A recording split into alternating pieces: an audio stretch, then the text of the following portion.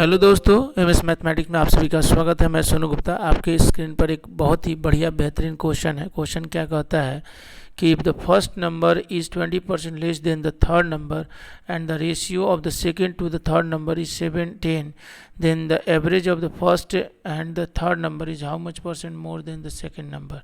देखिए यहाँ पर 3 नंबर की बात की गई है, तो ए बी सी यहाँ पर हम 3 नंबर लिख लेंगे, जिसमें से बोल रहा है कि 20% less than the third number, यानी पहला नंबर 20% कम है थर्ड नंबर के। थर्ड नंबर को अगर हम 100 मानते हैं तो 20% कम कर देंगे तो 80 हो जाएगा। उसके बाद आप देख सकते हैं कि सेकंड और थर्ड नंबर का जो रेशियो दे रखा है वो 7-10 का दे रखा है, यानी ये सेकंड नंबर है और ये थर्ड नंबर है, तो दोनों का रेशियो कुछ इस तरीके से 7 यूनिट और 10 यूनिट दे रखा है। अगर ये जो थर्ड नंबर वो 10 यूनिट है रेशियो में, और नंबर में जो है एक्चुअल वैल्यू जो इसका वो कितना है 100 है, तो 1 यूनिट का जो मान आएगा वो कितना आ जाएगा, 1 यूनिट का मान 10 आ जाएगा।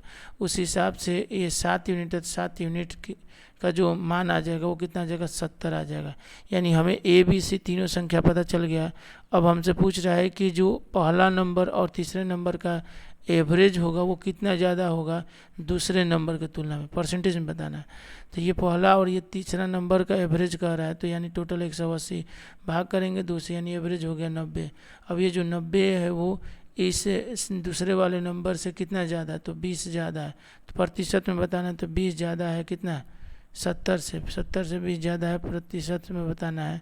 तो यहाँ से 0 0 2/7, 2/7 यानी 1/7 का मान हम लोग को पता है, तो 2/7 का मान भी हम आसानी से निकाल सकते हैं। 1/7 का अगर प्रतिशत में मान निकालते हैं तो कितना आएगा 14.28%। ठीक है, तो इसी का दुगुना होता है, 14:2/7 भी लिख सकते हैं। तो इसका दुगुना करना है तो 2 से गुणा कर देंगे, तो क्या हो जाएगा 14 दूनी 28 × 4/7।